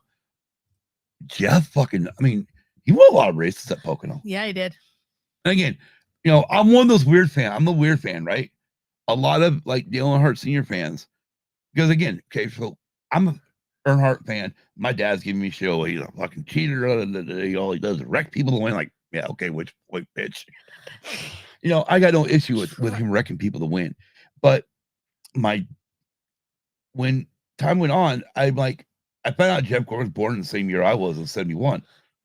Dragon Buddy just answered your question. Indy, yeah, 80 or 88. Oh, like 88, 89. Okay. And then he said that tri-oval is essentially a road course. Love it. The truck races at Pocono were awesome. Oh, right on. Damn. Yeah, I remember the tri-oval. I remember. Yeah, no, I love it when they mention the tri-oval. I think they hit 211 miles per hour there as a lap record. Wow. Right on. Well, I think it was Dan Weldon when he died at Las Vegas. That pretty much ruined them doing any ovals. Well, doing the longer ovals. Yeah. Which kind of sucks. I mean, I get it. I understand. But yeah, no, I mean, anyways. So Jeff Gordon's coming up, and I'm thinking, at first I hate the little prick. I do. I hate Jeff Gordon to death. I know. Because he's born the same age as me. You know, he's born like 2 or 3 months ahead of me, like motherfucking piece of shit. I should be running NASCAR, or I should be driving NASCAR. But he had Kyle Busch spin his truck out in turn 3 right in front of us. He could see me flipping him up. Take that, Kyle! Fuck you! Oh God. Oh Lord. Oh goddamn. I love it. Yeah. I love it. I fucking love it, man. But yeah, but so I became a Jeff fan. Eventually, I became a Jeff fan, and I'm like, okay, I need to be somebody's fan or fan of somebody after. I know Dale's gonna fucking retire. Yeah. I didn't think Dale was gonna die on the track. Well, yeah. I mean, I guess I should have thought of it maybe, but you know, I mean, I think the reason why, I was like with a lot of fans with Dale Earnhardt was, fuck, we seen him flip the car fucking 30, 40 fucking times down a back straightaway, walk over. Hey, is that fucker start? I mean, hold on. Get the fuck out of here. Let me drive this big back pit road. Car's all falling. Gets to the pit road and they're fucking duct taping the fuck out of it. Yeah, I know. I mean, that was a Daytona race. I know. So, 2001, oh well, hell, fuck it. Tony Stewart had a worse wreck in that race than fucking Dale Earnhardt did. I know. I mean, seriously. I know he did. But yeah, so I became a Gordon fan. I didn't jump on the. Didn't jump on the. Not that I didn't like Dale Jr. I did like Dale Jr. I thought he was a cool kid. But your sister ended up liking him, so I'm like, oh fuck, I'll let her. That'd be her driver. Yeah. I'll root for Gordon. Yeah. I never rooted for Jordan, just so everybody knows. I only cheered for Jordan when he retired from basketball and went to go play baseball. Yeah. And then when he came back, I went, shit, I hate you again. Yeah, exactly. I like him now, just so everybody knows. Yeah, he's now. I consider him one of obviously the GOAT of NBA. But anyways. But yeah. But I became a Gordon fan, and then once Jeff retired, I haven't really gravitated towards anybody in NASCAR. Yeah, and I'm sure it'll be the same once my driver retires too. Maybe. I think you're young. Well, you're like Are you young or are you old? I'm old but young at heart. I love it. Shall we say your age? If you want to. How old are you going to be this year, Kim? I'll be 50. This year. This year I'll be 50. Holy fuck! Time to trade you in for a new model. I need a younger one. You'll have to retrain her. Motherfucker, never mind. Fuck that. This one's trained just fine. Exactly. All right, man. You be safe out there, brother. Yes, be safe. On the road again. Have Just a can't great wait day. to get on the road again. Oh, man. Anyways. All right. Luna Girl says something about Gordon. Luna Girl. I was a Gordon fan since 94. 94. Nice, Kelly. Still haven't found a new friend. See? Exactly. Yeah. Exactly. No, I give Kim a bunch of shit.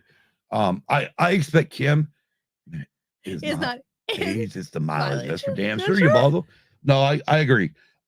Luckily for me, I knew at the point I got into NASCAR, I knew Senior was going to retire, obviously, before the end of what I considered my NASCAR love. So I jumped at Jeff. Again, I hated Jeff at first. I mean, I'm happy you became a fan of him in 94, Kelly. That's friggin' awesome because at that point I hated him. Mainly because I found out he's the same age as me. I'm like, you prick! Because I wonder, I grew up in an area where we didn't have young people racing. No, we didn't. Anyways, but no, I liking Jeff. He was a great. I think what won me over with Jeff, and this is first. I think it was like his first championship, where he's there at the Waldorf in New York, and he fucking talking about Dale Earnhardt Sr. and toast him with a glass of milk because Senior had been giving him shit all year that, well, when he goes to the Waldorf, they're going to have to give him a glass of milk because he's too young to drink. Yeah. You know, which was bullshit because Jeff was old enough to drink. Yeah. I mean, Christ. He's born in 71. I was born in 71. So by, 95 or 96, when he fucking won his first championship, he was definitely over the age of 21. Yeah, he was. I mean, Christ. I was 20 in 91 when I graduated high school. Yeah. Well, would have been 20 in September that year after I graduated. Yeah. So all it took is to 92. I was 21 years old. I could drink. Yes. But I was already drinking before 21. A lot earlier before 21. Yeah, I know. More like 13. Yeah. Mom and Dad let us drink in the house as long as we could drink, as long as we didn't leave. Yeah, exactly. That's the old days there. That shows you how old most of us are. Yeah, exactly. I mean, some of us have done that with our own kids. Yeah. It's like, hey, you're not leaving, we'll let you drink. Yeah, exactly. But if you're leaving, fuck you, you can't drink. Yeah, exactly. But anyways, enough said about that. I have not found a new driver yet. And I don't. And really, right now I'm sorry to say this, but the current crop of NASCAR drivers, there is not one. There's really no superstars out there. No, there isn't. I mean, you think of Dale Sr., you think of Jeff Gordon. I mean, again, you see there's times where Gordon and Sr. were together, right? And or Gordon come walking up and they're interviewing the Sr. and all of a sudden, here comes Wonder Boy. Yeah. Talking about Jeff Gordon. But again, Jeff Gordon, Dale Earnhardt Sr., Dale Earnhardt Jr., Jimmy Johnson. That was the last of the NASCAR superstars. Yeah. We don't have that now. No, we don't. Kyle, I mean, we still got Kyle out there, yes. He's still kind of outspoken. I mean, Danny's becoming outspoken. Yes, he is. But we still, out of that, I mean, even those guys aren't as, Kyle's more outspoken in his early years than he is now. Yeah, and I think a lot of that is because of what happened to Kyle. When he was outspoken and he ended up getting suspended. Kyle got suspended? Are you talking Kyle Busch or Kyle Larson? Busch. Oh. You're talking about Kyle Larson when he got suspended due to. Yeah. But Kyle Larson, no. As far as Kyle Larson goes, I mean, he's a race car driver. Yeah. Well, he's not one of those ones where it's like, oh, I need to do my media appearances. Again, I can quote Dale Earnhardt Sr., but I didn't mean to wreck him. I just wanted to rattle his cage. Yeah, I think a lot of the reason why you don't see a lot of outspoken drivers, and this is just Kimberly's opinion, 2021, is because we're in 2024. Okay, this is Kimberly's opinion. Whatever. Anyway, good Lord, Kim is behind the time. People now she's trying to say it's 1900. Okay, this is Kimberly's. Who the hell been drinking too much? I don't know. Let me have that cup. I'm joking. No, I think a lot of the reason why you don't have a lot of outspoken drivers, and this is just not for racing, but it's for all sports, is because they are so they are put under a microscope that anytime you say something wrong, let me finish. I'm letting you finish. Go ahead. Anytime you say something wrong, somebody's going to tweet it out on Twix or going to say it on Facebook or some type of social media. So you have to watch what you say. Nope. All I do is go like this. If I had silver things, they'd be handcuffs. Well, yeah. They're fucking the sponsors, the owners, and everybody handcuffs these fucking drivers. I mean, come on. I'm shocked that Roger Penske allows Ryan Blaney to grow a fucking beard. Yeah, I know. You think about it, everyone's ever raced for Penske. Rusty Wallace. Clean. Yeah, they have to be clean shaven. Rusty Wallace, Ryan Newman, friggin' Brad Keselowski, Joey Logano currently drives. The only one that's allowed to have a beard is Ben Ryan Blaney. Dragon Bite says, good point, Kim. Yeah. No, I don't. Yeah, no. But I think, honestly, when it comes down to her point, is you're handcuffed by the fucking sponsors. They're handcuffed. Again, DB, even Winter Girl, and Yabaldo, I'm not sure how much of a race fan you are or whatnot, but I have a picture with my dad giving me a beer. Right on. Is this fine? Right on, brother. But again, Yabaldo, I don't know how much of a race fan you are or what kind of racing you grew up. But for us, when we say the words like Dale Earnhardt Sr., we think of GM Goodwrench. Yeah, we do. When we say Jeff Gordon is the Rainbow Warriors with DuPont. Yeah.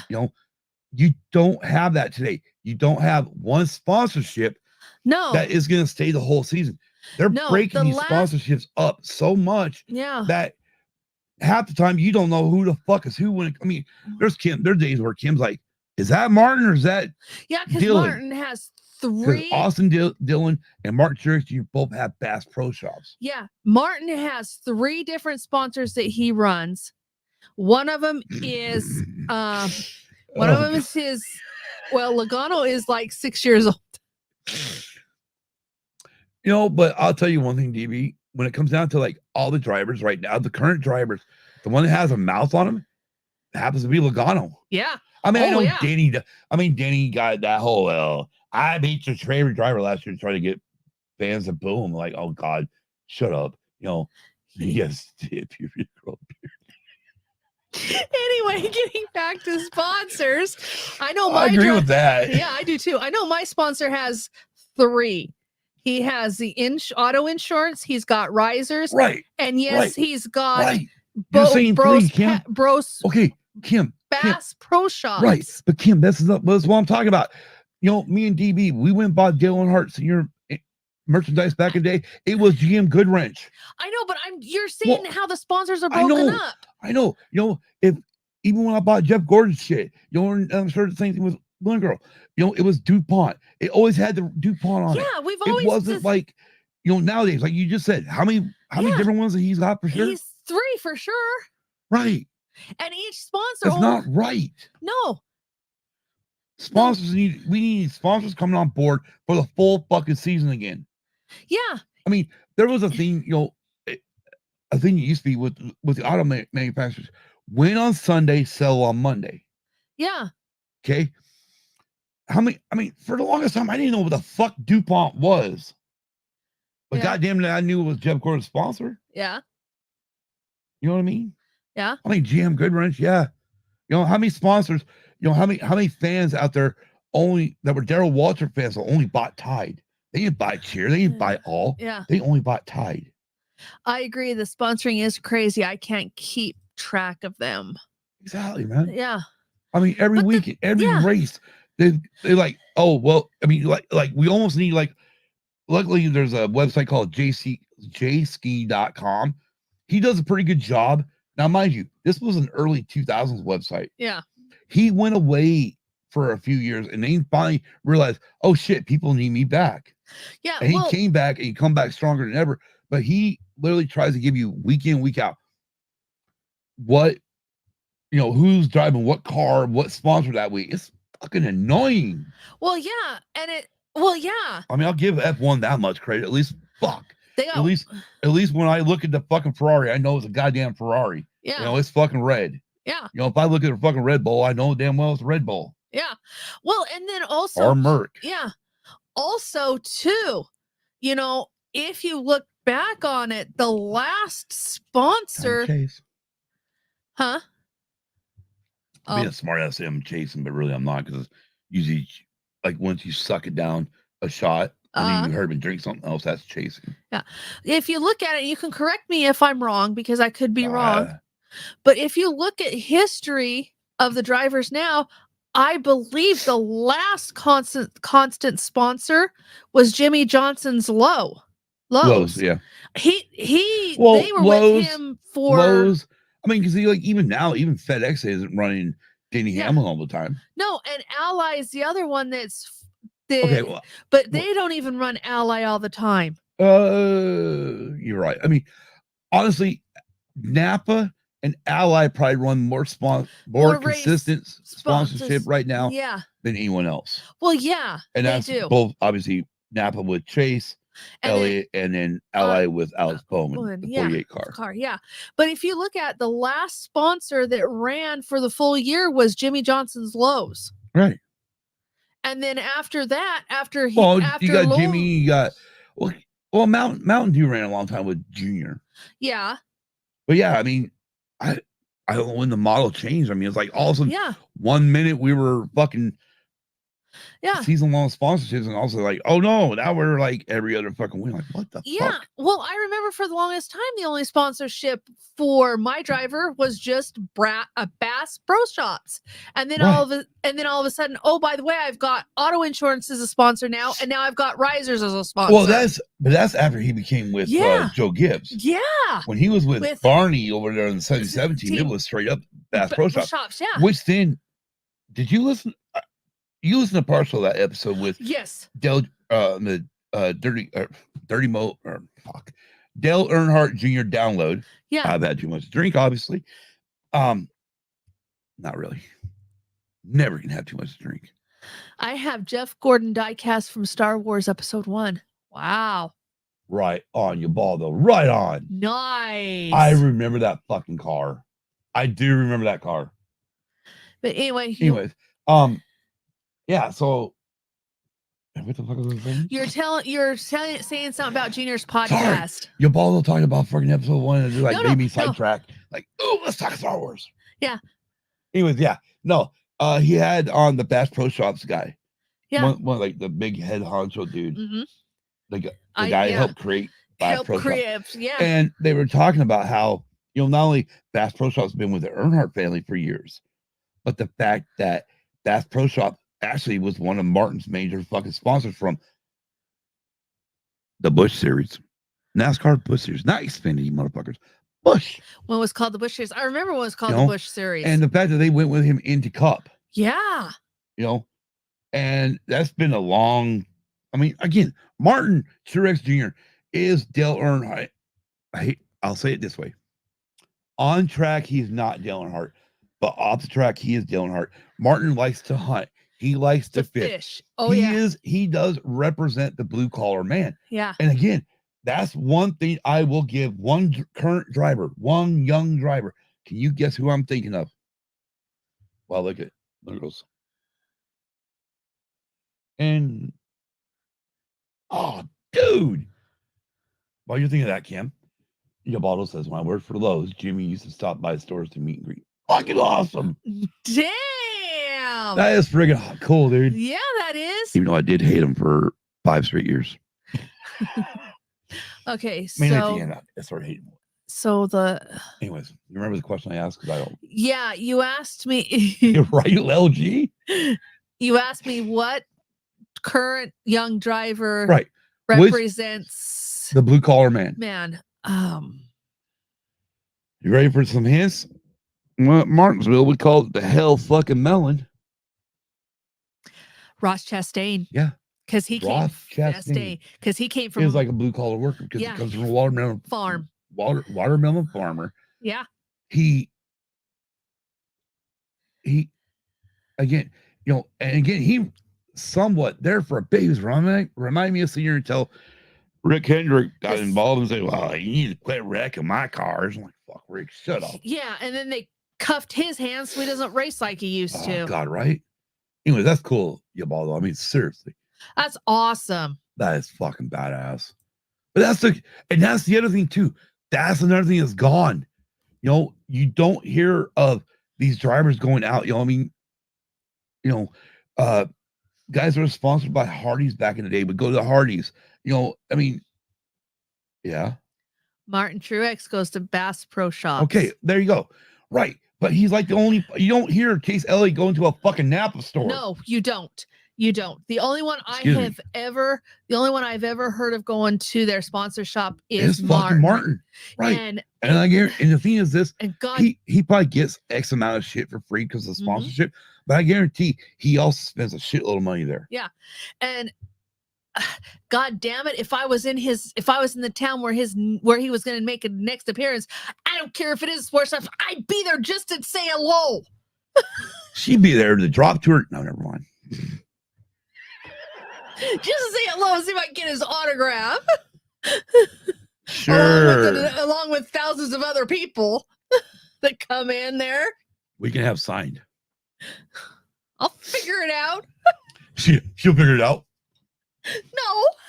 Sign my titty, Martin. No, I would not do that to him. Sure, you wouldn't do that to him. But no, I'd figure out. Yeah, I can see it now. She'd be like, sign right here, and he signs it, and be like, let's go find a tattoo shop, Scott. Now, come on, let's go. And my first fucking tattoo is gonna be somebody's signature. No, I wouldn't go that far. Sure, you wouldn't go that far. No, I figure out what I want signed. No, I if we were like gonna go somewhere and we knew we were gonna meet Martin, I would make sure you had at least either a 19 car or the old 77 car. Yeah. 78 car. He was 78. My bad. Yeah, he was 78. Right. I would make sure you had a car. I would make sure you had a car for him to sign. Yeah. No, I'm serious. I would. I know you would. You would. I mean, even if that car cost me $300 fucking dollars, I would make sure you had a car. I know you would. Or car, or like I said, or something decent to sign. Yeah. Is because I mean, again, I've never gotten to meet Dale. I never got to meet Dale Earnhardt Sr. Sucks. I know. Never made it to a NASCAR race to do that. Never got a chance to meet Jeff Gordon. But in the 3 years or 6, we've been here. I've been here since 2016. Yeah, no, you're 2015. I've been here 9 years, and I've been here 8. It'll be 8 in June. Mine will be 9 years in August, and mine will be in the 9 years 8 in July. Going out to the local dirt track here, I got to meet Casey Kane. Yes, back when he drove for Hendrick Motorsports. Yes, he was driving for Hendrick. I remember you sending me pictures. Right, I got a picture of that. I don't have it set up right now. And then me and you got to meet Kenny fucking Wallace. Yeah. Herb. Yeah. And we had Kenny Schrader. Kenny Schrader signed one of my fucking diecast cars. Yeah. Oh yeah. Because he was also out there the same weekend as. And we were able to wear Jimmy's clothing, caps and stores. We even got discounts from NASCAR store. Nice. See, that's what I'm talking about, man. And that's the thing is, like, when Lowe's pulled out of NASCAR. Yeah. That was a sad day, bro. It was. Because, I mean, think about it. I mean, I know reverts back to Jimmy Johnson, but fucking Mike Skinner was sponsored by Lowe's. Yeah. For Richard Childress Racing. Yeah. Lowe's have been in the sport for a very long time. Yeah. Well, it's just it sucks when, we lose those long, we lost M&M's. Yeah, that's what I was just going to say. M&M's sponsored the 36 car for Robert Yates Racing for the driver of Elliott Sadler before he went to the 18 car of Kyle Busch for Joe Gibbs Racing. Yeah. So M&M's have been in the sport a very long time too. When we start, and again, DuPont is still there. Yeah. This is under a different name. It's under I mean, a lot of drivers when they flew into the private airport for Pocono way back in the day. Oh, I bet he had a cool fucking private jet. Oh yeah, I bet. I bet he had a cool fucking private jet, man. Yeah, that's pretty cool, DB. That's awesome. You know, oh man. Anyways, we're an hour 30 minutes on one fucking race. I love it. Yeah, nice DB. Exactly. That's freaking awesome. I love how this is like one race weekend. One race and we're still an hour 30 into it. Well, I know. You know why? It's because of our fans, because of our listeners, Yes. because of Luna Girl, Dragon Buddy, Ubaldo. Yep. You know, they're here to talk racing with us, you know. I mean, I get it. I know sports is not everybody's cup of tea. Well, no, but I will say this much. I became a band nerd in 6th grade. I've been a sports fan my whole life. Yeah, I have too. I was raised on sports. You know, and as far as my nerdom goes, I love Star Trek, Star Wars, which was fucking hilarious last night. Not Dragon Buddy, Brady. That's it. No more talking about. I'm out of here. Star Trek. Too many times I'm talking Star Trek. Like, fuck, dude. Fuck you, man. I like them both. Yeah. I've always loved Star Trek. I have. Eventually, like for me, like Star Trek, Buck Rogers, and all this shit was before Star Wars. Yeah. And then Star Wars came, and then in my life, and again, it was just the fucking action figures. I had never seen a Star Wars movie in my life. Yeah. I got into action figures first, and then Battlestar Galactica, I got into that. Then finally, eventually, you know, begged my mom, you know, we went and saw Empire in the theaters. I fell in love with the movie Empire. And it wasn't until we moved to Battle Mountain in 81. So probably like 82 it was 81. Was that summer? No, it's probably 82, 83 when I finally saw Star Wars. No, 82 when I saw Star Wars. No, it had to be 81 because 82, in January of 82, Star Wars was on HBO and Showtime at the same time. Yeah. Same month in January. Morning, Nicole. Well, good morning, Nicole. Welcome. Nice to see you woke up finally. No, just joking. I'm giving you shit. That's my life. I'm allowed to give shit to whoever I want. Or as just for Nicole, just so can you do it? What? You had like her? Please get your shit together. I'll do it. Anyways. All right. Anyways, we're getting off on a tangent. Anyways, we're getting off on the rails. Off on the rails. What rails? This show has no rails. We got more rails than the escape pod does. Which is what makes the escape pod the fucking best. Yes. Rails. Where we're going, we don't need fucking rails. Exactly. There you go. Let me clip that, send that to Don. They can use that as a fucking promo. Yeah. I'm joking. All right. Anyways, next weekend, we've got Suzuka. So it's Japan. Good Lord. That means I got to be up. Oh my God. My hours of sleep are going to change this week again. That's true. The girl says, that's true, Scott. What? What is it? The escape pod has no rails. Oh, fuck, right? All right. So we got April 7th at noon our time. So obviously, why the fuck another late race? Is that noon our time? Is that noon Eastern?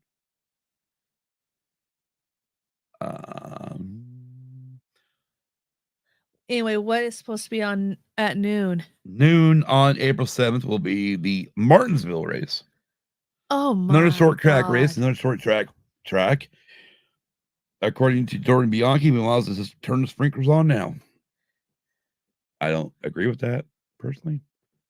And then, like Kim said, we are in Suzuka. Yes. For F1 for the Japanese Grand Prix. Yes. Which the race time is for us April 6th at 10 o'clock. At night or in the morning? Okay, 2,200 hours, Kim. That's 10 p.m. So at 1 a.m. Eastern on April 7th will be the race. There we go. Oh, fuck? 10 o'clock on Saturday night is good for us. Yeah. I mean, we can actually watch the goddamn thing. Yeah, he'll just be So I mean, hey, guess what that means? My sleep schedule won't be fucked up because of F1 this weekend. well, yeah, but mine will be a short sleep schedule though. Oh, that's right. Kim Yeah. returns to work at 7 a.m. on Sunday. So That's the reason why we're going to be able to go it between what? We don't know yet. We're still determined. Kim gets off at 3:30 on Sunday. So the earliest we can go is 4 o'clock our time, which is 7 Eastern, 6 o'clock Central. Which that's where we go. And that will be this coming Sunday. So we'll let you know as soon as we know what time we're gonna go. Yeah, so we'll have to so what? Nothing. Anyway, hey, I can't believe I got that to fucking work that easy. I know. Easily. Usually I don't get it to work that quick. So we'll have to record probably both races so I can watch them. Right, Kim. Like you, I mean, well, at least the F1 race. F1, 10 o'clock. It'll be over by midnight. Yeah, I'll be. Yeah, because I can work on 6 hours of sleep. You've done it before. So yeah, and as far as Pocono or Martinsville, sorry, wrong racetrack. As far as Martinsville's go, I can just have it on back there. Right, you can have it on while you cars. Right. Cars. Plus it's fucking Martinsville. Yeah. 500 laps around a half-mile track. So, depending on what tire they bring, would depend on what kind of race it's going to be. Exactly. We could have another Bristol race, or we could have a snooze we have Bristol. Fest. Fucking Bristol be good. Yeah. Or we could have a snooze fest. Or we can have another fucking Richmond one if you like. Yeah, snooze fest. Yeah, very much snooze fest. What? The race is over? Oh, damn. Who won? Yeah. Exactly.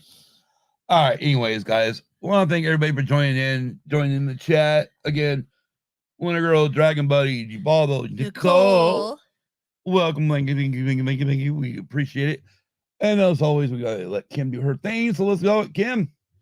Thank you to Adam Goswick from a certain. Oh, wait. You fucked it up. Please get your shit together.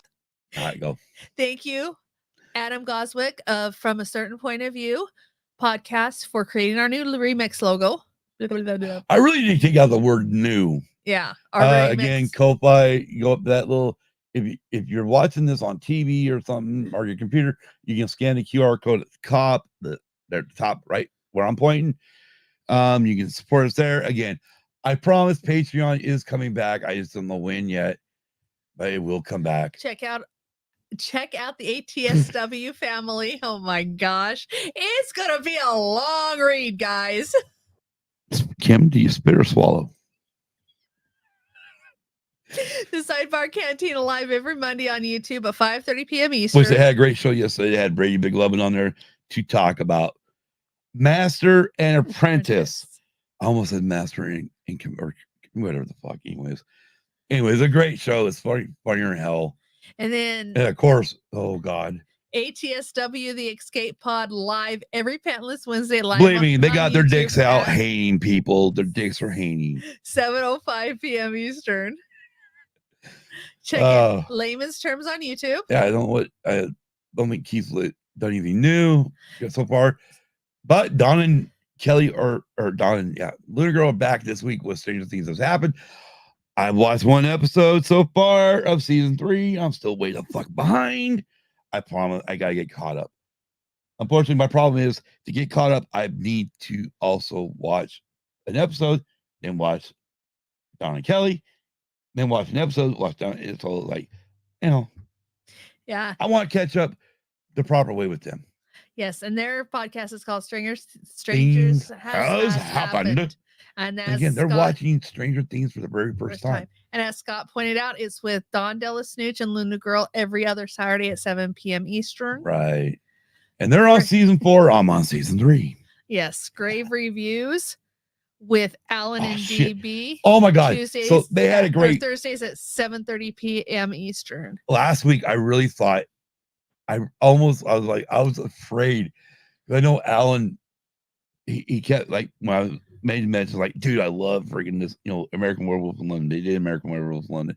And I'm thinking I'm waiting for Alan to make me hate my fucking favorite movie.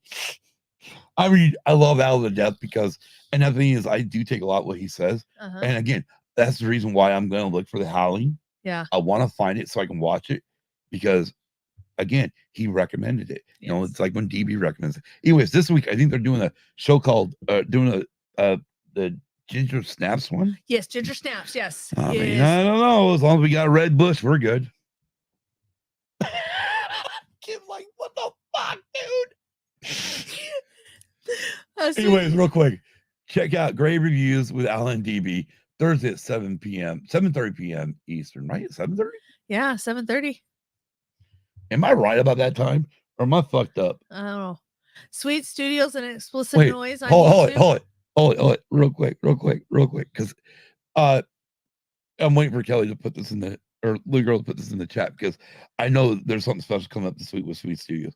Anyways, last week, at the end of fucking American Werewolf in London, they're talking about doing Ginger Snaps. All of a sudden, I think it was Greedo in space, but Ginger Snatch?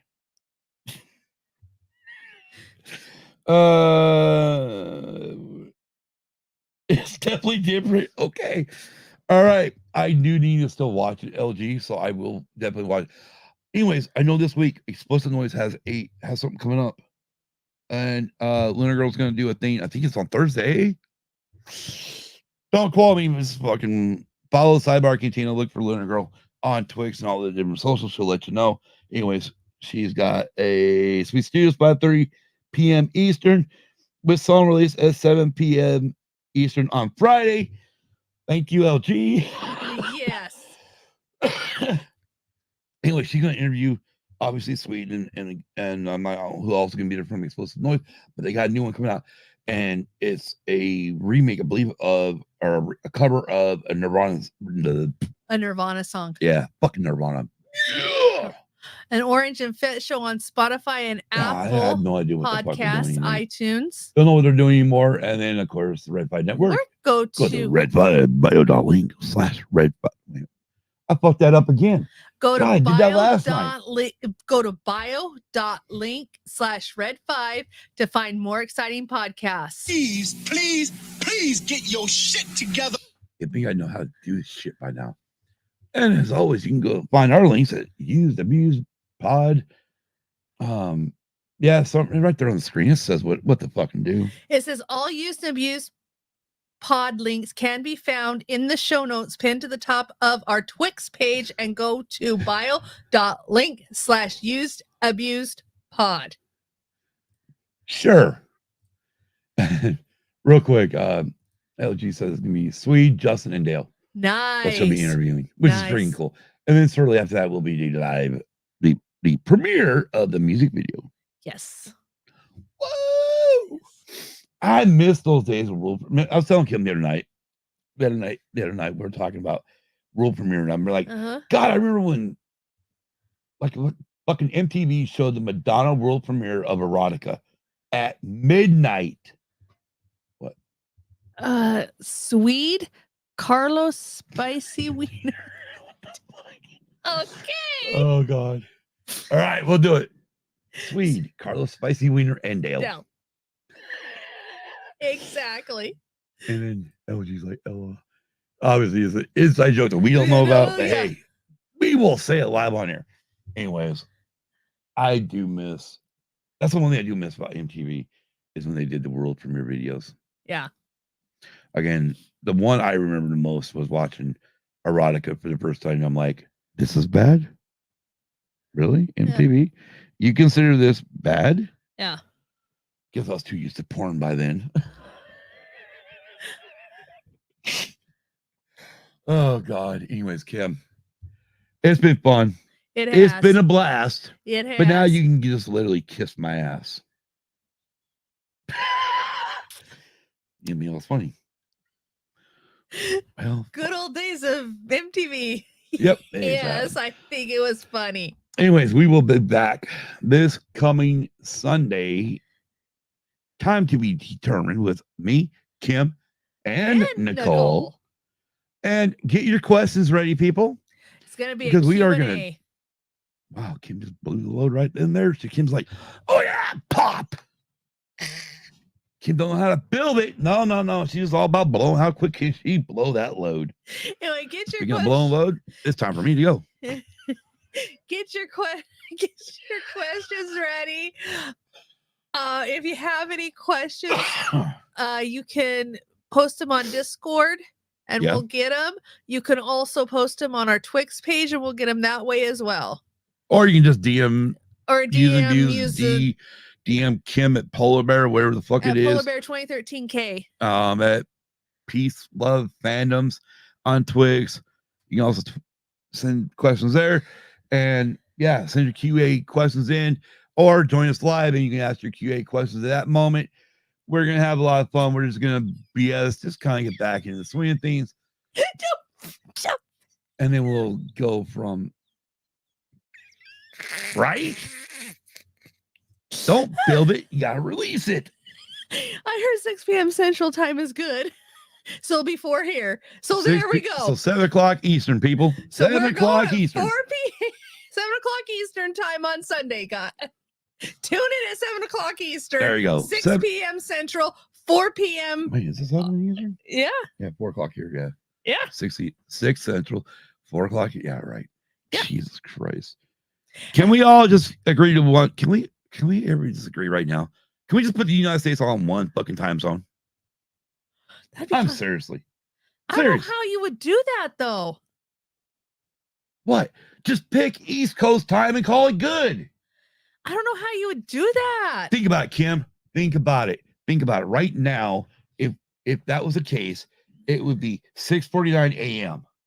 here. Yeah. I can live with that. It may be fucking dark out, but I'll tell you one thing. When it's like 3 or 4 in the afternoon, it'll still be fucking hell of daylight out here. Oh, okay. Think about it. No, think about this. You get off at 11 o'clock at night, right? Yeah, I'd get off at 2 a.m. in the morning. No, you wouldn't. Oh, yeah, technically it would say 2 a.m. in the morning. Yeah, but it'd be like 11 o'clock here. I'm confusing the fuck out of her, and that's my job, people, because that's what I do. Anyways, I am Scott. I am Kim. And what was that last question? Nicole, book club will be after. Yes, the book club will be after us. At, I believe that's 8 o'clock. Yeah, so if Nicole's got to leave, 8 o'clock Eastern. Wait. We don't? What the fuck? We're setting ourselves up for an hour show? I'm joking. It don't matter. We'll do whatever we can. I'm with Scott, California, and suck it at 3 a.m. Oh, I got to for California there, buddy. I wish they would just fall off in the ocean. Because I want some oceanfront property right here in Arizona. I wish they...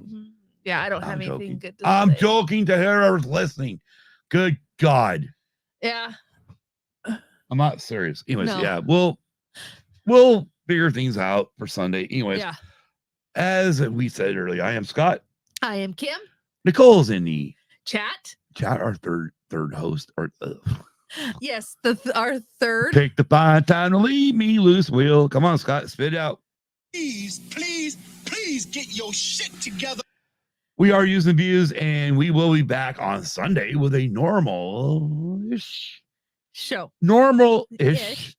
episode. And until then, have a great week. And a great weekend. Be kind to everyone.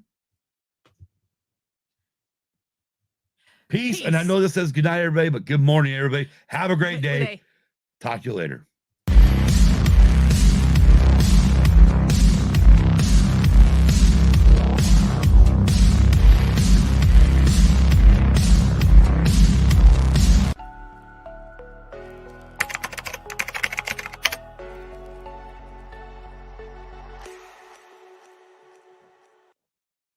Is this damn thing still on? Goodbye.